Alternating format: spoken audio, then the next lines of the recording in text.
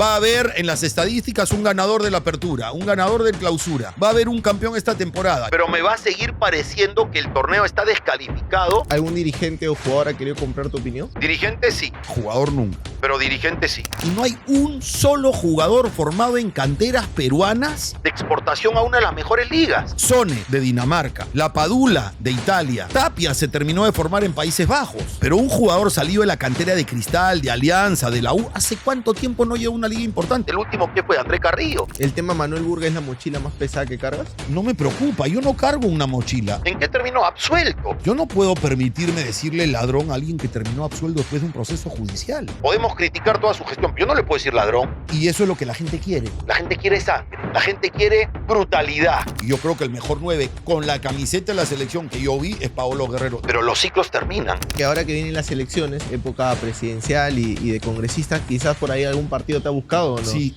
sí me han buscado para ir al Congreso.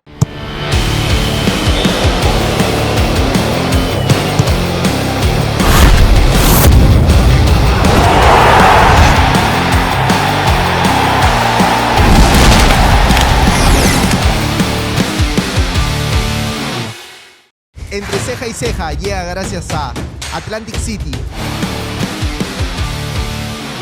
Hola, hola, bienvenidos a un nuevo episodio de Entre ceja y ceja. Hoy me acompaña nuevamente un reconocido periodista deportivo, polémico, crítico, firme con sus ideas. Además, hablar de él es hablar de mucha experiencia, porque pocos periodistas han podido tener una cobertura de 6 mundiales, 4 Eurocopas y 3 Juegos Olímpicos. Con ustedes el gran Eddie Fleischmann. ¿Cómo estás? ¿Cómo estás? ¿Qué tal, Sebastián? La verdad que, bueno, un poco exagerado, ¿no? Lo del gran... Claro, no, pero... Además, apenas 1,73 m, tampoco no tan grande. No, pero lo que sí decía de la experiencia es que muy pocos periodistas se pueden dar el lujo de decir, he tenido todas estas coberturas, ¿no? Sí, la verdad que cuando decidí dedicarme al periodismo deportivo y después de haber terminado mi carrera universitaria y la verdad sin sospechar que iba a trabajar en los medios, mirando hacia atrás tú dices, bueno, cumplí los sueños que un periodista deportivo puede tener, ¿no? Que es la cobertura de grandes eventos, la transmisión de Copas del Mundo, de Eurocopas, de Champions, en fin, del tenis, de Juegos Olímpicos. De ver a tu país en un mundial. De ver a tu país. Bueno, esa fue la cumbre quizás, ¿no? Poder transmitir al Perú Rusia 2018 con Perú ahí. Y además tu audio de la clasificación es muy viral también, ¿no? Bueno, sí, en RPP. Si hay audios virales, está el de Daniel Peredo para la televisión y el tuyo con Daniel Canashiro. Con Daniel Canashiro en la cabina de RPP, ¿no? Sí, bueno, probablemente el momento de mayor euforia y cuando, como en ninguna otra situación, o sea, a mí me ha pasado de que se me corte la voz, de que me emocione, de que suelte lágrimas y tenga un nudo en la garganta. Al final de una transmisión prolongada, donde hemos estado lejos de la familia, donde las cosas salieron bien y tú estás contento con tu equipo de trabajo. Pero como la emoción de ese primer día, 16 de junio del 2018, en Saransk, para el Perú, Dinamarca, ninguna otra situación así. Hoy, ¿cómo te va, Eddie? Porque hace año y medio que no conversamos. Para mí es un placer que hayas vuelto a aceptar la entrevista. ¿Cómo te va? ¿Cómo estás? Bien, gracias a Dios. En la medida, primero, en que tengo salud y mi familia está bien, me siento bien. Después, a nivel profesional, son tiempos de cambio. Me han tocado a mí tiempos de cambio dramáticos a partir de la tecnología y de los cambios de los últimos 20 años. Entonces, la verdad que la transición de la televisión tradicional a los medios digitales no ha sido fácil. No es fácil tampoco para mí, pero ahí estamos dándole con el programa Full Deporte en mi canal de YouTube, con Juego Cruzado que he empezado hace poco de enganche, con proyectos en medios de provincias, en medios digitales diversos, haciendo contenido para el comercio. También te he visto. La verdad que ahí vamos, tratando de correr la ola tal como se ha presentado, ¿no? Sí, porque la última vez que conversamos, estabas trabajando todavía en Willax. En Willax, sí. Estuve hasta fin de septiembre de 2024. Y hoy revisando en qué estás, un poco empapándome, estás metido de lleno ya en el streaming digital. Básicamente. Que en esa época me decías, o sea, estoy comenzando a subirme a la ola. ¿Crees que el streaming ha dislocado un poco la comunicación, ha roto esas reglas clásicas de periodismo que normalmente teníamos? Sí y no, porque al final es cuestión de cada uno. El tema es lo que eligen las audiencias. Pero yo sí creo que cuando estabas en un canal tradicional o en una emisora radial donde firmabas un contrato de exclusividad y solamente trabajas para ese canal o para esa emisora, también firmas un compromiso de buenas prácticas éticas, buenas prácticas morales, etcétera, no exceder con términos gruesos el horario de protección al menor. Había una serie de cosas que hoy en el streaming no hay. Claro, como un manual de conducta. De acuerdo, entonces ahora está todo permitido, está todo naturalizado. Me ha contagiado un poco, no te puedo negar, que el brutality que tanto piden cuando chatean, Sí. Me ha contagiado. Igual trato de tener autocontrol porque uno, al final de cuentas, igual se está dirigiendo a una audiencia donde hay damas, donde hay señoras, donde hay el abuelito con el nieto. Y el abuelito no tiene por qué presenciar que el nieto escuche groserías, palabrotas y mentadas de madre. Entonces, sí, a veces sale un ajo, una cebolla, porque es parte de nuestra naturaleza. No me es fácil, por eso de vez en cuando nomás me salen cosas así, pero son las reglas establecidas y yo dentro de todo quiero mantener un perfil, ¿no? ¿Y tu familia, que es tu círculo más cercano, qué dice al verte ahora metido un poquito en la brutalidad? No, digamos... Porque es raro verte en eso. A veces, bueno, ellos en privado saben que yo no soy de no decir nunca una palabrota, de no soltar un carajo, de váyanse a la mierda. Bueno, en privado y con mis hijos y en una conversación o con mi esposa pueden salir conversaciones así, uno no se la va a dar de casto y puro. Claro. Pero en los medios siempre a mí me ha resultado más difícil, porque uno se está dirigiendo ahí detrás de la cámara, hay mucha gente que te ve, que no sabes qué tipo de susceptibilidades pueda tener y uno no quiere herirlos. Pero a veces, sobre todo en la conversación en debate, en juego cruzado, Cristian, Horacio, se les desborda y a mí también a veces me sale, ¿no? Pero, bueno, trato de no ser tan transgresor como son otros. En algunos casos es al final una cuestión de estilo. Se me hace difícil verte en esa mesa junto a Raymond Manco, quien has criticado mucho. Sí, pero Raymond Manco ha sido... Primero, yo lo conocí a Raymond Manco a los 17 años en el Mundial de Corea del Sur, en el Mundial de los Jotitas. Viajamos juntos en el vuelo de ida, viajamos juntos en el vuelo de vuelta, nos vimos en la concentración que tenía Perú, lo entrevisté antes de práctica, lo conocía prácticamente de niño. Después vino su evolución, su oportunidad en Países Bajos, que no la supo aprovechar, después México, en fin, volvió a Sudamérica. Creo que desperdició una hermosa oportunidad de hacer una carrera brillante, pero ha tenido la inteligencia de entender en qué se equivocó y de ser frontal en decir las cosas en las cuales se equivocó y señalar a qué jugadores se le puede dar un mensaje que cale y que les permita hacer una mejor carrera. Yo creo que Raymond Manco está muy maduro, está en una faceta de vida diferente, ha construido una familia. Yo lo veo en los programas y lo veo bien. Comunica bien también. Comunica bien, sabe de fútbol. Y claro, hay mucha gente que me ha dicho, ¿qué? ¿Eddie en la misma mesa que Raymond? Bueno, porque esto no va de temas personales, de diferencias personales. Un periodista comenta el desempeño de un jugador, de un deportista en la cancha. Yo no soy quien para juzgar la vida privada de las personas, pero yo veo muy bien a Raymond Manco y creo que encaja perfectamente en la mesa. ¿Te pasa que en la era digital hoy, en este periodismo de streaming, de podcast, hay una tendencia a querer anular lo que dice el otro? O sea, como querer sobresalir de todas maneras. No necesariamente. Yo no califico. Eso es una generalización delicada, porque las generalizaciones en general pueden ser injustas. Pero sí creo que en las mesas de debate hay mucho de querer hacer, hacer escarnio de lo que dice el otro. Captar la atención por minimizar lo que dice el otro o menospreciarlo. Y ahí se generan debates en el que uno responde y se da el ping-pong y todo queda ahí, porque es parte de la mesa de debate y ya me pasó de vivirlo. En televisión no era streaming, en Fox Sports. Entonces, la dinámica es parecida. Ahora hay otras licencias que en televisión, pero la dinámica es parecida. ¿Cómo ves esa discusión de que muchas veces los medios tradicionales son opacados por ciertas presencias de algunos influencers o personas que con mayor influencia que quizás una portada de un diario o un canal de televisión? Porque te pasa que hoy este aparatito termina siendo todo. Todo. El diario, el teléfono, el televisor, la agenda, tu trabajo, tu red social, una persona todo. termina siendo quizás más influyente que un canal o que un programa, ¿no? Sin duda.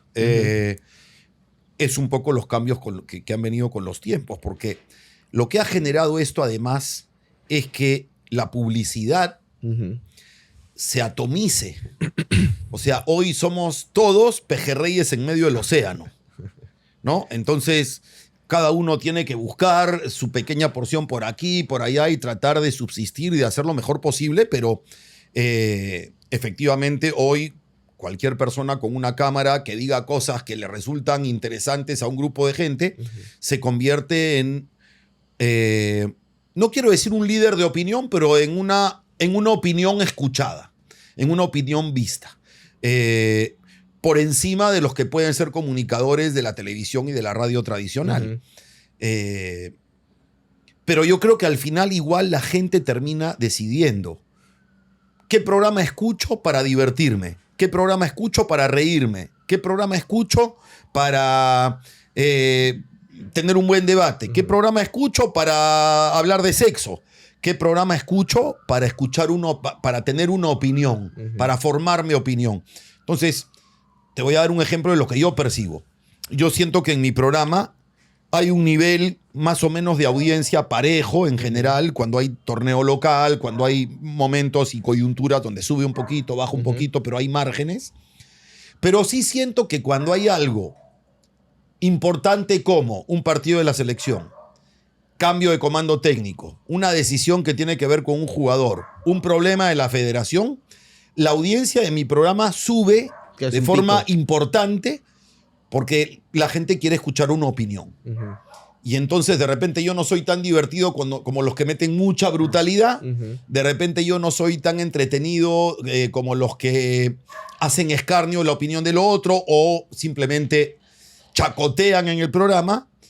Pero de pronto sí tengo una audiencia mayor cuando quieren escuchar una opinión porque yo me las tomo en serio. Entonces digo lo que siento auténticamente, con todas sus letras, de acuerdo a lo que sucede, y en muchos casos he estado en contra de la opinión general de la gente, en algunas ocasiones, defendiendo la posición de un entrenador, reclamando la presencia de un jugador o la ausencia de un jugador. Por ejemplo, el tema Paolo Guerrero. Es un tema en el que yo mantengo una posición no muy popular. ¿Hasta ahorita la misma posición? Porque hace un año y medio hablamos de que Paolo ya no era el mismo, y que no debía ser convocada a la selección. ¿Hoy te mantienes hasta ahora? Yo creo que está mucho mejor en el 2025 que en el 2024. Lo que hablamos lo hablamos en diciembre de 2023. Así es. Yo creo que el 2024 fue un año malo para Paolo Guerrero. No debió estar en la Copa América y creo que no debió ser convocado a varios partidos de la selección porque no jugaba con Vallejo, no estaba en buena forma física. El propio Fossati dijo que no había hecho pretemporada. Jugó algunos partidos en el segundo semestre con Alianza. Y al final de cuentas sigues teniendo la selección de mayor edad en promedio en Sudamérica. Entonces, claro, se habla de recambio y recambio. Y es inevitable que en algún momento vas a tener que prescindir de algunos jugadores por edad. Y aunque no tengas un sustituto mejor, vas a tener que sustituirlo. Entonces mi posición era, empiecen a sustituir de una vez a Paolo Guerrero con jugadores que vayan apareciendo, aunque no tengan su nivel, pero que van a tener que foguearse. Y que Paolo Guerrero sea utilizado, y sigo pensándolo, yo creo que Paolo Guerrero puede ser mucho más útil en los segundos tiempos que en los primeros tiempos. En los segundos tiempos, cuando tienes un rival con algún desgaste, los espacios se han soltado y él puede entrar fresco, que cuando él arranca el partido de cero y tiene que lidiar y frustrarse a veces porque no recibe la pelota cómodo, porque no prospera en sus acciones. Entonces yo pienso que Paolo Guerrero en Alianza y en la selección a estas alturas puede ser mucho más útil en un segundo tiempo que en un primer tiempo. Pero sigo pensando que ya con la selección eliminada y sin obligación de tener que ganar partidos, más allá de lo que Ibáñez quiera por un tema de carrera personal y de cartel, Yo creo que la selección tiene que empezar a renovarse, inevitablemente.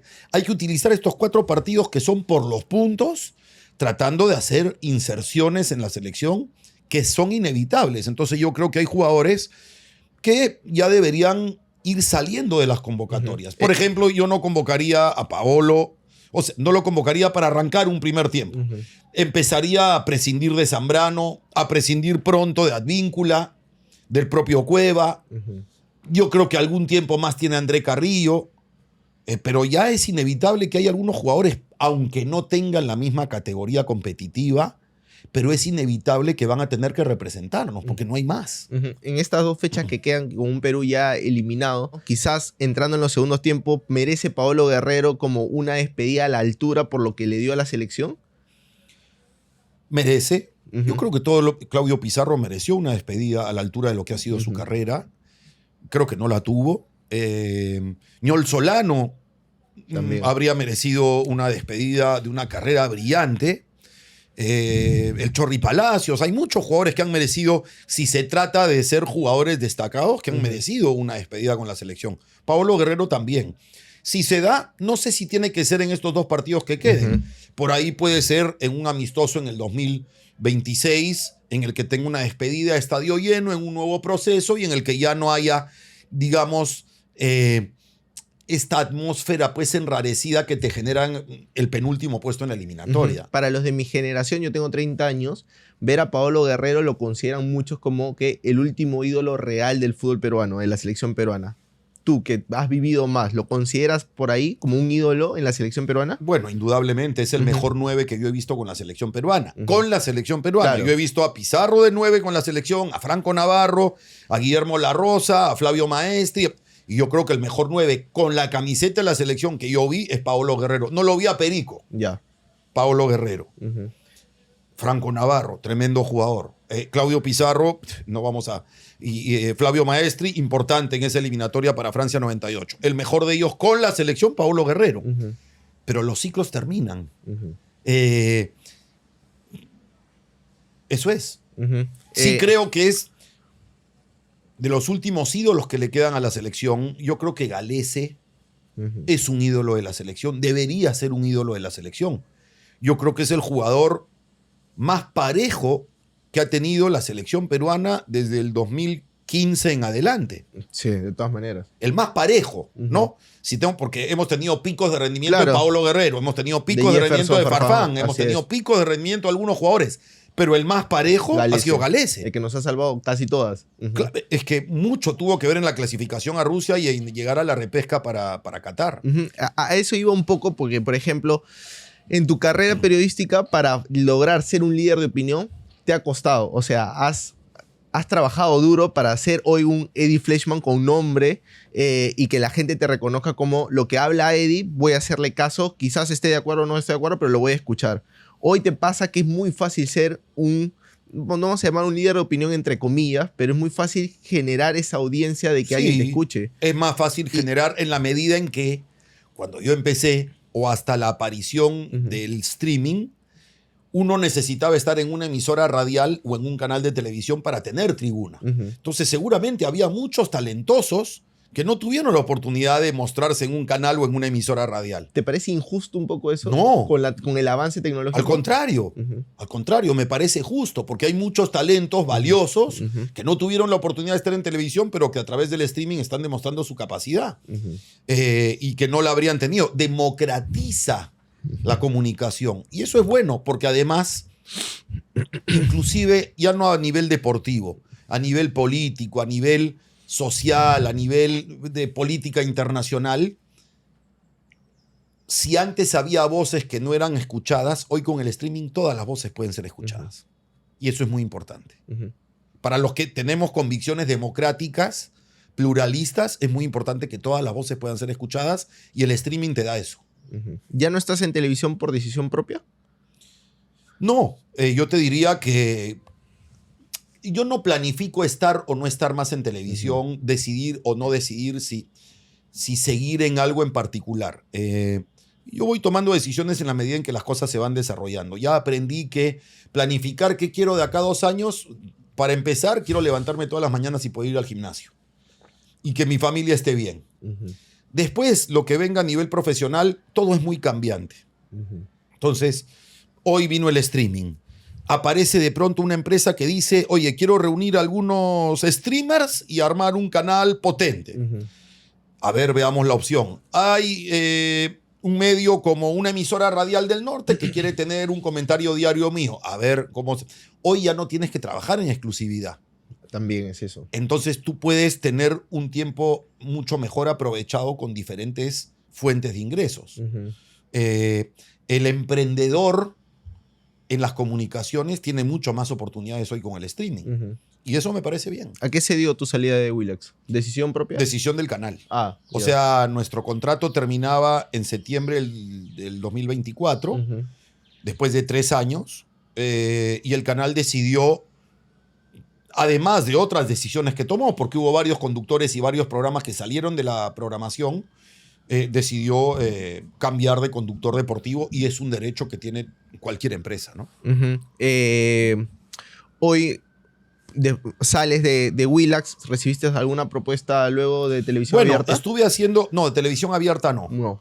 De televisión abierta no, porque creo que en los canales hay todo un problema a partir del streaming. Porque las audiencias han bajado. Eso genera que las inversiones publicitarias en los canales tradicionales haya bajado. Y eso genera a su vez que los presupuestos para contratar conductores también haya bajado y para hacer producciones. Entonces, yo comprendo a los empresarios de la televisión tradicional. ¿Cómo te llevas con el minuto a minuto en la televisión? El postrecito es un producto del minuto a minuto. O sea, yo todos los días veía con mi producción del Deportivo, Miguel Pérez estaba ahí, Bruno Cabala, Bruno Bordo, en fin, mi equipo de producción con Miguel Gutiérrez una época. Y veíamos los ratings minuto a minuto. Y nos preocupaba nuestra media hora. ¿Ya? Entonces veíamos que antes del último corte, venían 5 minutos de corte comercial. Afortunadamente se vendía bien en esos tiempos en ATV. 5 minutos de corte comercial, y después yo volvía para decir muchas gracias, Sí, volvemos me mañana, acuerdo, chao. Me acuerdo, yo me esperaba más información deportiva y no había. Y Entonces veíamos en minuto a minuto y decíamos, bueno, cuando nos vamos a corte, se cae, y al segundo minuto de corte se cae, y al tercer minuto de corte se cae, y después cuando nos despedimos ya se cayó. Cuando hay que hacer algo al final, hay que dejar algo al final. Entonces dijimos, ¿qué hay al final? El postre. Entonces el postrecito era alguna deportista que haya fotos, digamos, en paños menores, nunca una desnudez, nunca llegar a lo morboso, nunca excederse, pero poníamos alguna imagen insinuante, y entonces volvemos con el postrecito, y ya el minuto a minuto se mantenía, porque la gente esperaba que había de postrecito. Después nos empezaban a escribir por mail. En esos tiempos poníamos el correo electrónico y nos escribían por mail. Y nos decían, oye, ¿y por qué postrecito solo damas? Y las mujeres también queremos postrecito para nosotros. Entonces ahí salió los jueves de Ladies Night. Me acuerdo. Entonces los jueves poníamos a un pata, a un deportista, a Cristiano Ronaldo luciendo una marca de calzoncillos, sí. o a algún deportista nadador que salía Michael Phelps con toda su anatomía entrenando. Bueno, pero fue un mecanismo para intentar sostener el rating de minuto a minuto. Pero nunca te estresó tanto como para ver qué hacer. No, porque honestamente yo dependía en gran medida del colchón que me dejen los demás canales. O sea, tú en televisión tradicional tenías un prime time entre las 8 de la noche y las 11 de la noche, que es donde está el grueso de la segmentación, la mayor parte de la gente viendo damas, varones, jóvenes, mayores, nivel A, B, C, D, E. Entonces la veían a Magali, veían la telenovela, veían el noticiero, y es para todo público. Y después el deportivo segmentaba un poco más hacia los aficionados del deporte, del fútbol, y más varones. Así es. Pero poco a poco cada vez había mejor audiencia en mujeres también. Pero yo dependía, si a Magali le iba bien, si a la novela le fue bien, el noticiero tuvo algo fuerte, entonces yo tenía un colchón que me permitía no bajar de un mínimo de sintonía. Pero competíamos con nosotros mismos. Si ayer hicimos 8 puntos, mañana tenemos que hacer 9. Era una competencia con uno mismo. Y te pasa que en digital hoy eres de ver también mucho las vistas, de ver el engagement, de ver los rankings, porque ahora salen rankings. Veo los rankings, no me vuelven loco. Ujú. Yo creo que, o sea, cuando alguien se obsesiona por captar más gente, por obtener más likes, yo ahora hasta ofrezco postrecito también en mi programa. Si llegamos a los 1000 likes, ya saben, de lunes a viernes 10 de la mañana en mi canal. Full deporte. Sí, full deporte. Y al final, si llegamos a 1000 likes, postrecito. Si no llegamos a 1000 likes, no hay postrecito, nos guardamos. Si pasamos los 1000 likes, bueno, tenemos sobredosis, entonces guardamos para el próximo, para cuando nos falte. Pero bueno, es un juego con la gente, pero si uno se obsesiona en los números, en la sintonía, en las estadísticas, se puede desviar del eje central que lo motiva. A mí lo que me motiva es hablar de fútbol, hablar de la situación, de la crisis del fútbol peruano, de lo mal que se hacen las cosas, de los partidos, de la coyuntura. Si yo me obsesiono por captar más vistas y para eso empiezo a mentar la madre y a decir palabrotas y a buscar entrevistados más allá, polémicos o que no me van a dejar gran cosa más allá de sensacionalismo, voy a perder mi esencia. Y yo no quiero perder mi esencia hipotecándola por los números. Asumiste ser crítico, asumiste marcar una postura, no huirle a ciertos problemas o temas polémicos. Y si hay que tomar posición y pisar callos, pisar callos. Claro, eso, ya alejado de la televisión abierta, ¿crees que también te ha cerrado puertas? Ser así, ser un personaje muy polémico, muy crítico. Bueno, estoy seguro que en los canales que transmiten la Liga 1 no me van a querer. Eso. Y es normal. Pero no estoy dispuesto a hipotecar mi línea de opinión y mi línea editorial por tener una puerta abierta o no. Más aún hoy, que las puertas están abiertas para todo el que quiera hacer algo en streaming, no tengo por qué. Además, en esos tiempos tampoco. La gente cree que yo tenía una posición determinada por estar en un canal con derechos o un canal sin derechos y nunca cambió mi línea editorial. Y nunca nadie del canal. Yo he estado en Canal 7, en Panamericana, en América Televisión, en ATV, en Latina, en RPP, en Willax. Nunca hubo alguien, en CPN Radio, nunca hubo alguien que me diga que hable de tal o cual tema o que evite una crítica o que no me mande a esto o lo otro. Nunca. No, nunca. Nunca afectó. Nunca te afectó. Nunca me sentí que me afecte. Sí, y la otra vez yo veía una entrevista, por ejemplo, a Martín Lieberman, ¿ya? Y él decía que en Argentina pasaba mucho, y lo quiero saber bajo tu experiencia. Él dijo que perdió un montón de trabajos por tener una línea frontal. Una línea frontal. Yo no me atrevería a decir eso. Yo creo que es una jactancia de decir, yo habría estado en todos estos lugares si yo no fuera crítico. No necesariamente hubieras estado en todos esos lugares, porque hay otros que compiten, que lo hacen bien también, y que no necesariamente el lugar de la transmisión más importante tiene que ser para ti. Y eso lo entendí yo siempre. Es parte de la humildad profesional que uno tiene que tener. Yo no... Quizás se me cerraron puertas, pero nunca me detuve a pensar si alguien me quería o no me quería contratar por mi línea de opinión. Yo creo que a la larga un periodista tiene que preocuparse estrictamente por su credibilidad. Tiene que preocuparse por su conciencia. Lo que la gente dice de uno, la reputación de uno es lo que los demás dicen de uno, lo que los demás opinan de uno. Y puede haber a los que les caes bien, a los que les cae mal, los que te creen, los que no te creen. Al único que tienes que satisfacer es a ti mismo y a tu conciencia. Y eso siempre lo tuve claro. No, afortunadamente pude hacer una carrera sin que me tenga que preocupar por mi línea editorial o mi línea de opinión. ¿Algún dirigente o jugador ha querido comprar tu opinión? Dirigente sí, jugador nunca. Pero dirigente sí. Una vez un presidente de club arraigado me invitó a un café con una persona de su entorno comunicacional y me habló de otros periodistas que supuestamente estaban arreglados y me dijo, a mí me han dicho que contigo ha arreglado fulano, y le dije, mira, no tenemos nada más que conversar, no te molestes, lo que pasa es que los rumores, no, hermanito, muchas gracias. Y después también supe que ya en tiempos de Lozano, lo he dicho yo en mi programa, él dio una indicación a un funcionario que trabajaba en la Federación Peruana de Fútbol para que venga a hablar conmigo y trate de arreglar conmigo mi línea editorial. Por supuesto, ese funcionario le dijo directamente a Agustín Lozano que no hay forma, que me conocía y que estaba loco. Así como los dirigentes quieren comprar a algunos periodistas, ¿pasa también que quieren marcar la pauta de algunos medios de comunicación? Seguramente saben con quién pueden y con quién no. A mí no me ha pasado. Ya. A mí me ha pasado que me escriban y me digan, Eddie, mira lo que está pasando. O me digan, hemos sacado este comunicado. O mira lo que ha dicho fulano y no es cierto. Entonces, sí, me mandan denuncias que no me marcan la pauta, pero que sí nutren la pauta de mi programa, porque hay algunos casos de denuncias que vale la pena mostrar, que vale la pena exhibir. De medios de comunicación, por ejemplo, aquel tan mencionado caso de cómo ascendió Garcilaso con lo de Catunta y que arregló con, siendo presidente de Incas, arregló con Garcilaso, el ascenso de Garcilaso, perdiendo en mesa. Sí. Nadie más tocó ese tema.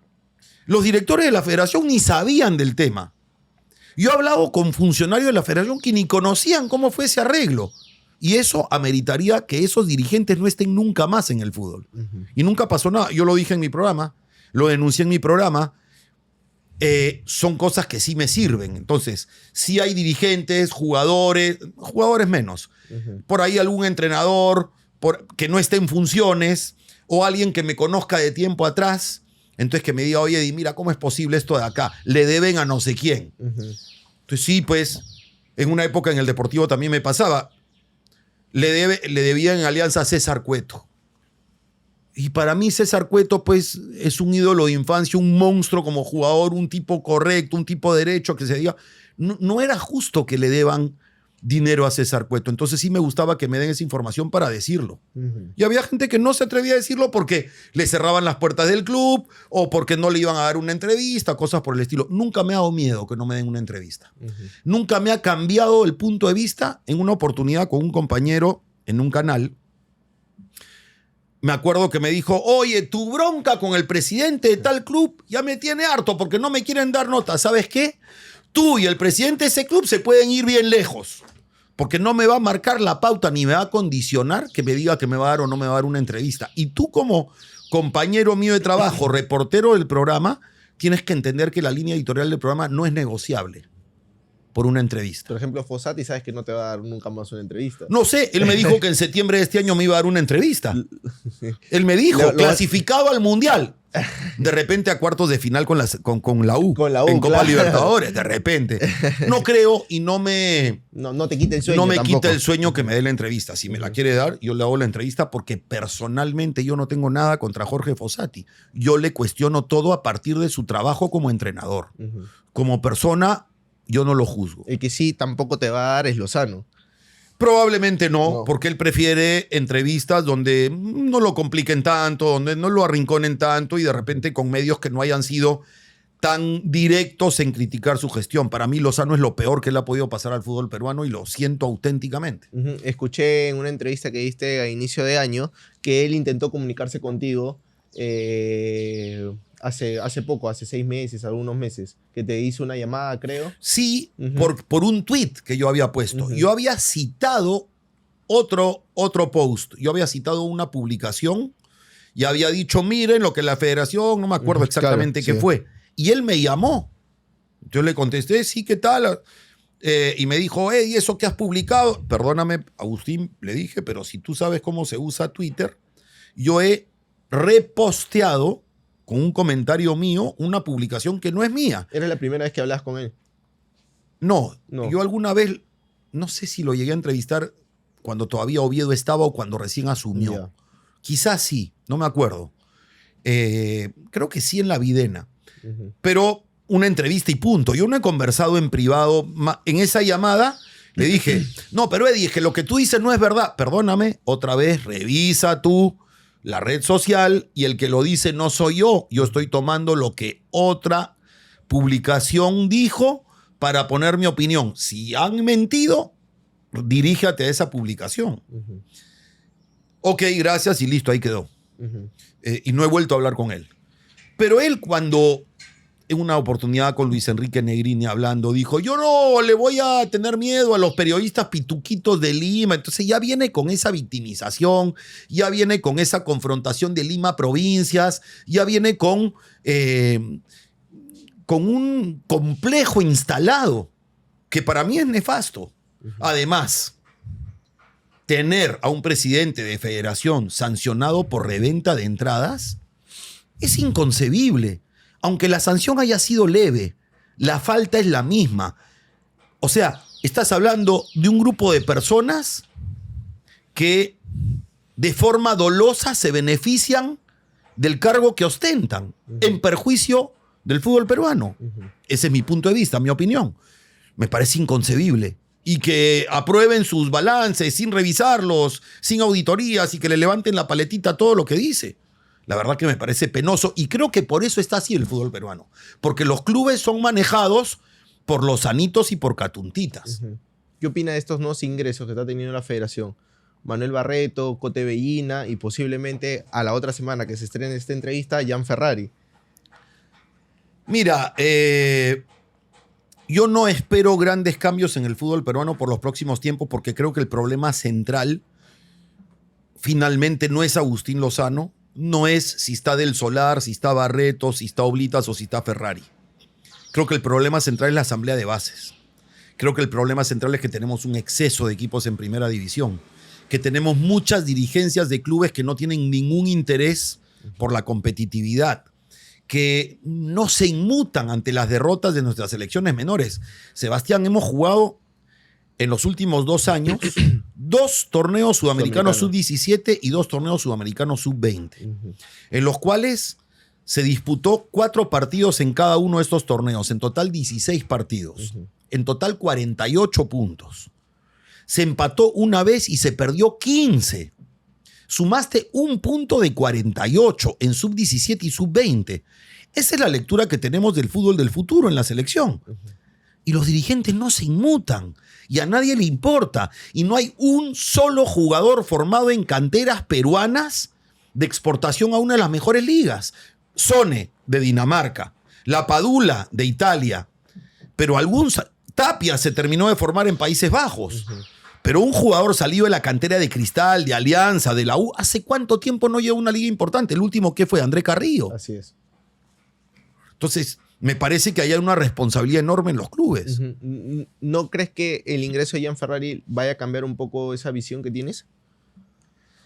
Puede ser, no sé. Jan Ferrari es confrontacional y yo espero que confronte.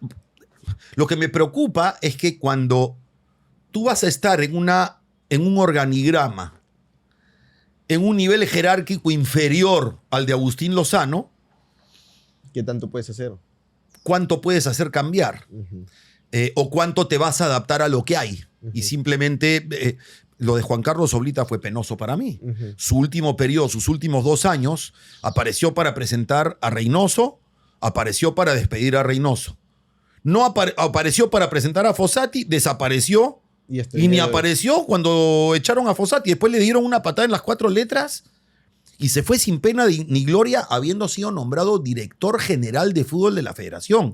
En el camino tuviste el problema con 1190, los partidos con walkover, tuviste los conflictos económicos que persisten hasta hoy, tuviste los problemas del fútbol femenino, las canchas que son un desastre.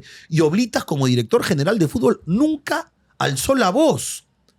Entonces, yo la verdad que creo el problema es mucho más profundo y es bien difícil que cambie drásticamente el panorama, ¿no? Hace poco te leí sobre la situación de la Liga 1, que decías, está tan mal el fútbol peruano, está tan mal nuestra Liga 1, que para ti era un campeonato viciado, campeonato desnaturalizado. Es que yo creo que se desnaturaliza cuando, por ejemplo, hay una sanción de la Comisión de Disciplina que indica que un club tiene que jugar con puertas cerradas. Y entonces el club alza la voz y la policía dice, no, le pide a la Comisión de Disciplina que cambie su decisión. O le pide a la Comisión de Apelaciones que cambie su decisión. Insólito. Es el único lugar donde controlar un partido con 50.000 personas en el estadio es más fácil que controlar un partido sin gente. Alucinante. Pero se pronunció también una congresista.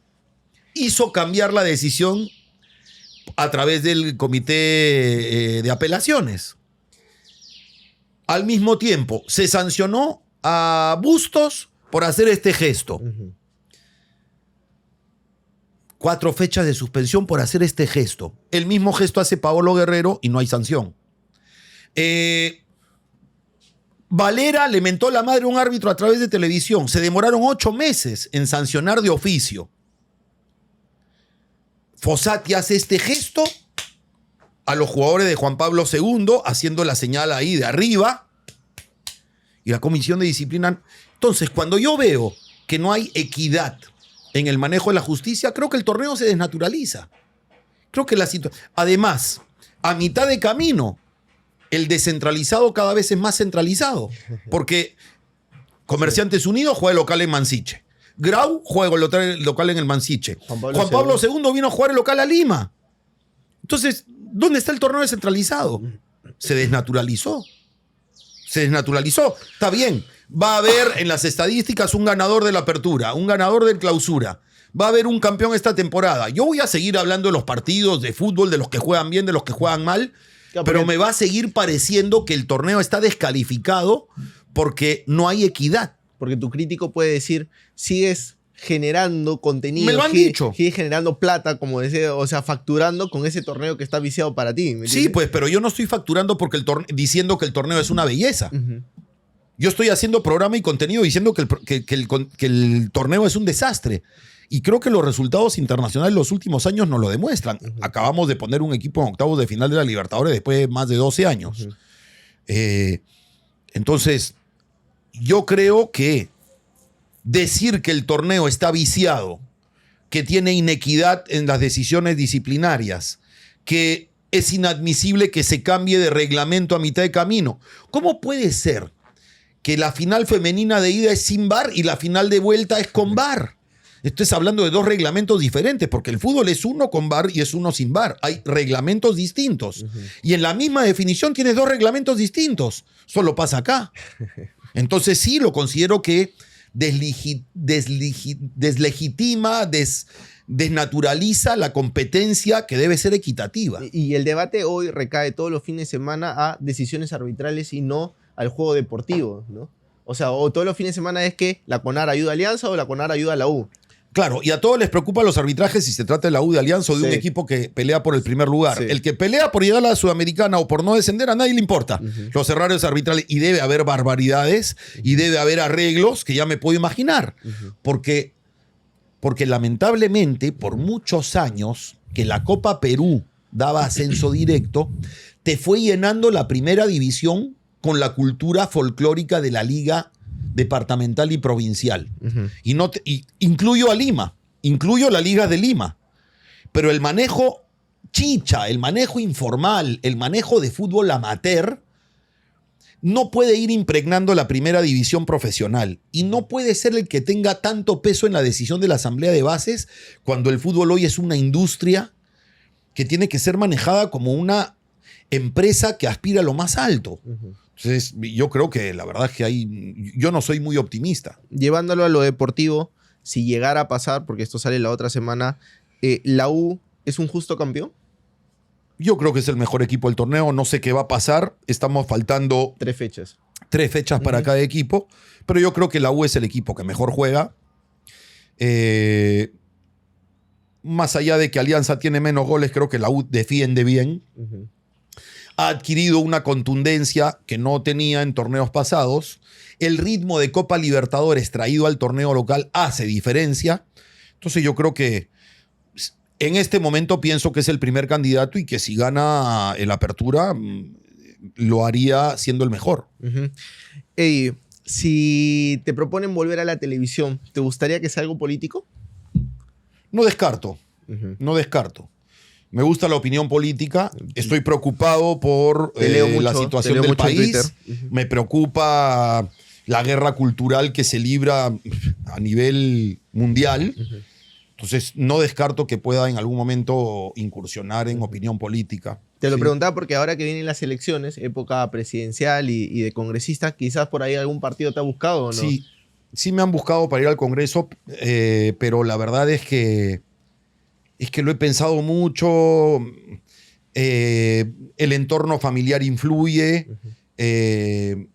Yo quiero poder hacer cosas por el Perú. Eso. Pero uno ve cómo es la política, uno ve este circo que hay con el Poder Judicial, este circo que hay a nivel congresal, lo que es el Poder Ejecutivo, las decisiones y el nivel de funcionarios que hay. Y claro, alguien podría decir, bueno, pero si tú dices que no quieres entrar porque la política en el Perú es muy sucia, entonces los que pueden hacer algo para cambiarlo no van a entrar, siempre vamos a seguir igual. Y tienen razón.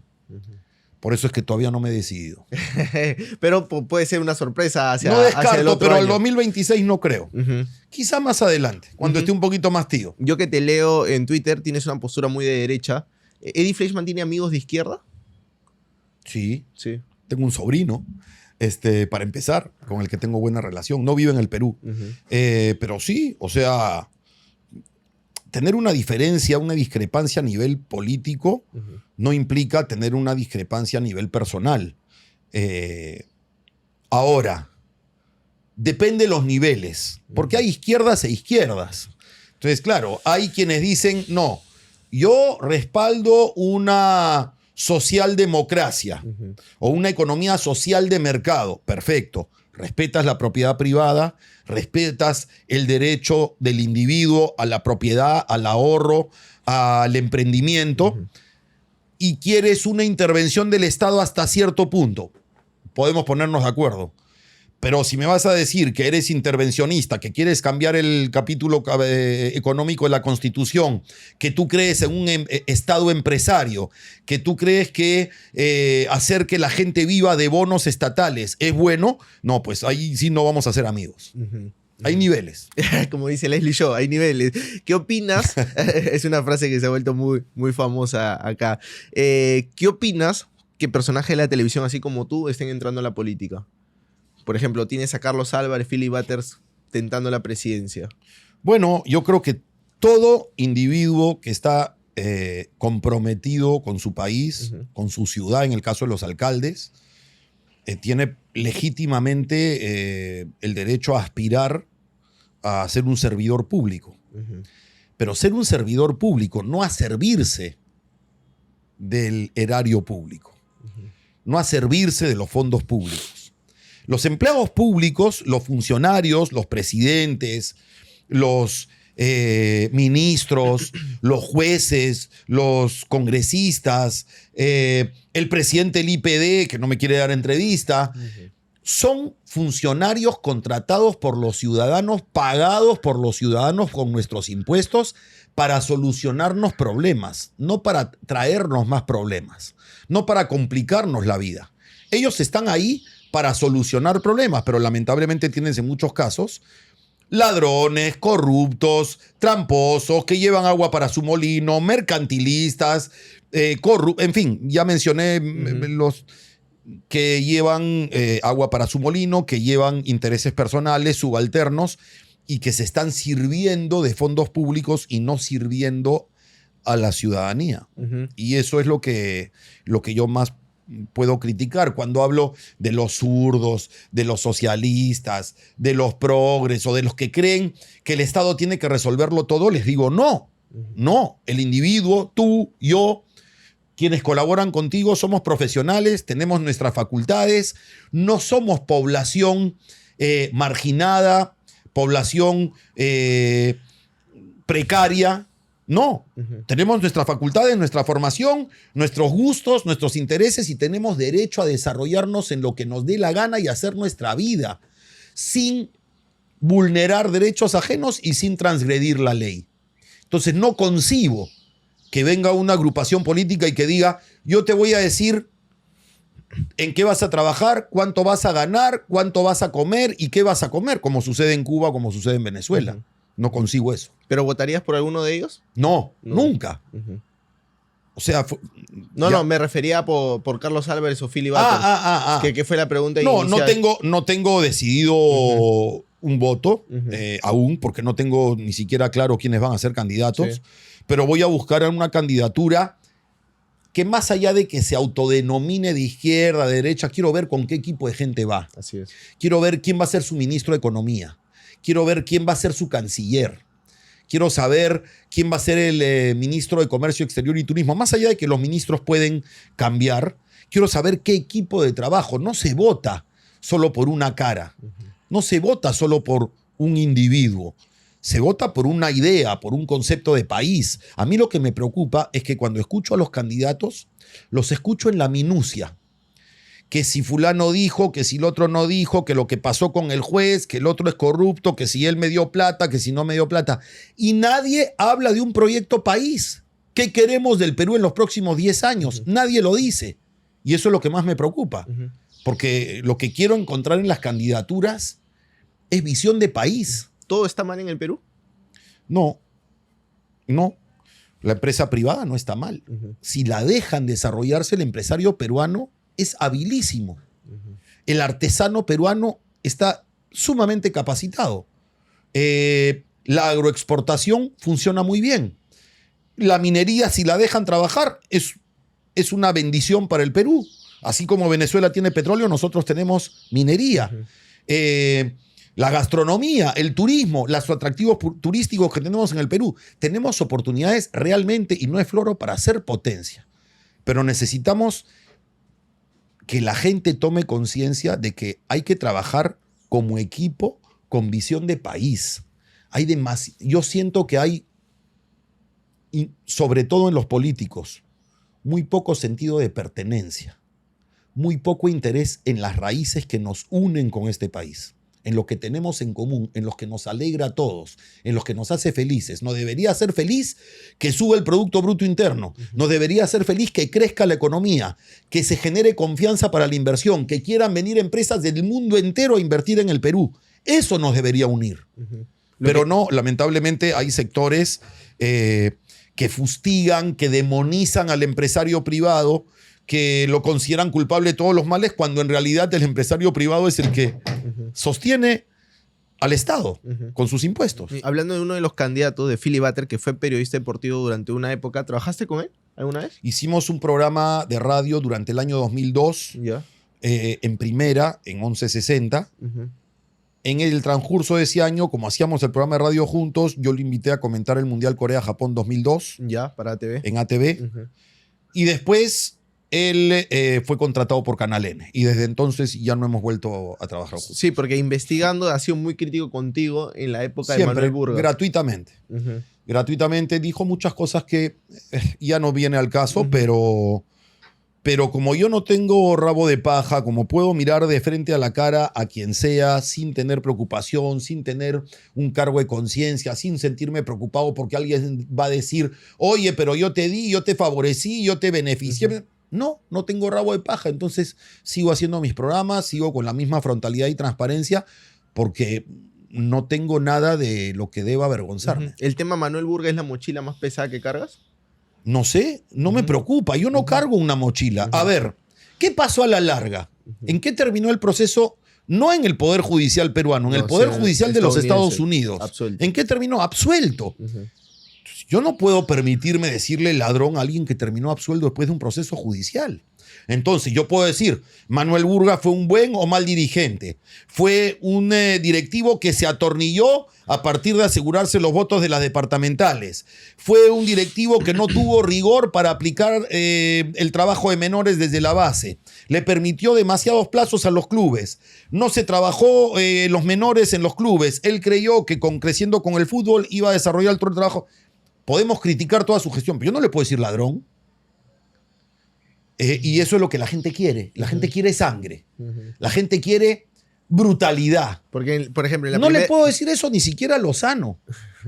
En la primera entrevista que yo te hice, algunos comentarios que llegaban decía, pero así de crítico no te vi con Manuel Burga. Bueno, primero, no había redes sociales. No había streaming. No había reels en TikTok y en Instagram, que ahora también los pongo. Sí. O sea que me estoy adaptando bien. Pero, y los canales, están los archivos en ATV, en América, de las críticas que le hacía Alfredo González al presidente de Alianza en ese momento, que era Pío Dávila Eskenazi, al señor Alarcón, que me metió una demanda, al doctor Aspausa, que en paz descanse, que me metió una demanda, las críticas a Nicolás Delfino, a Manuel Burga. El mejor presidente con el que me tocó convivir como periodista deportivo fue Oviedo en la Federación de Fútbol. Y también ha sido el mejor que ha tenido Perú de los 90 para adelante. Posiblemente. También, sí. Entonces, la verdad que no, yo no cargo mochilas. Para ir terminando la entrevista ahí, ¿qué odias del fútbol moderno? Tú, un apasionado del fútbol. ¿Hay algo que no te guste de este fútbol hoy tan físico, tan a la métrica, a la estadística? Sí. No es que lo odio. Yo creo que a la larga es una evolución natural inevitable. Pero estoy extrañando, por ejemplo, una selección de Brasil con Ronaldinho Gaúcho, con Rivaldo, con Romario, con Ronaldo, con Cafú, con Roberto Carlos, y no la encuentro. Digamos, encuentro selecciones y fútbol vistoso en España, en determinadas selecciones como la de Portugal, que está jugando muy bien, como lo que está haciendo Luis Enrique con el Paris Saint-Germain, como lo que hace Guardiola con el Manchester City.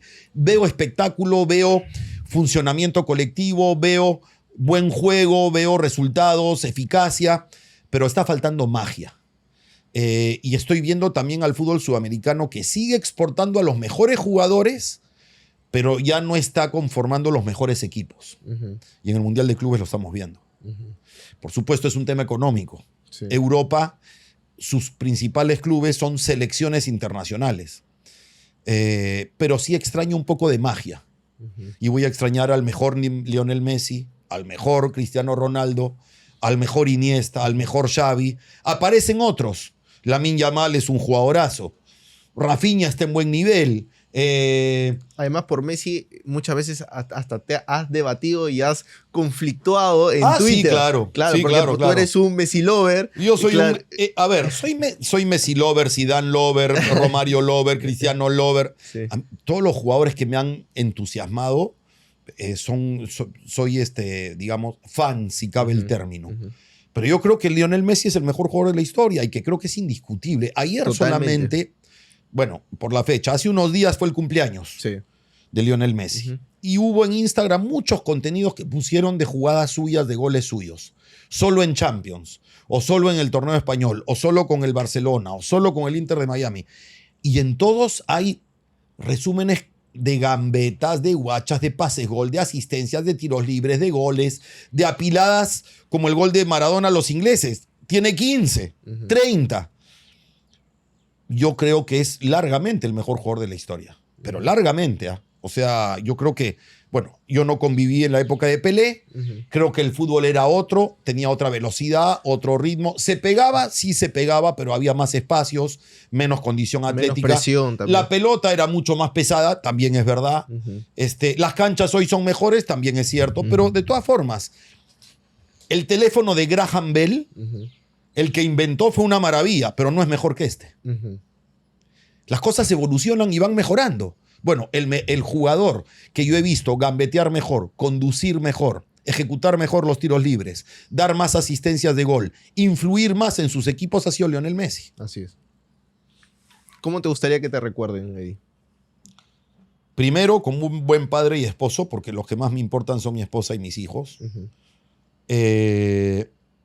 Y después como un profesional honesto que deje un legado. Yo quisiera dejar un legado a partir de lo que yo estoy convencido de lo que es la cultura y la filosofía del deporte, la escuela de vida del deporte.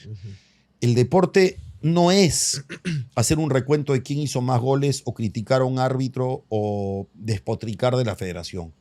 El deporte es una oportunidad para ser más felices, ser más sanos, ser más disciplinados, ser mejores profesionales, ser más metódicos, vivir más tiempo, competir contra nosotros mismos, adaptarnos a situaciones adversas, remontar situaciones difíciles.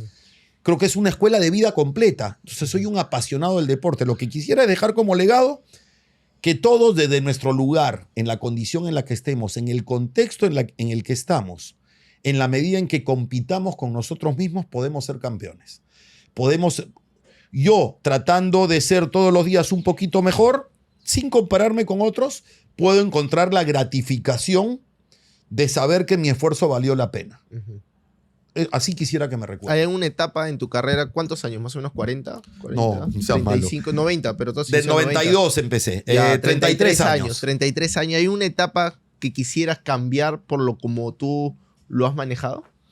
¿Alguna etapa difícil que viviste en algún momento? ¿O alguna decisión que por ahí te arrepientes? Sí.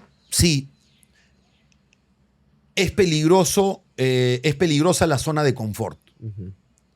Entonces, uno, más allá de que esté trabajando para medios de comunicación o enfocado en una tarea vinculada al streaming en estos tiempos, Uh-huh.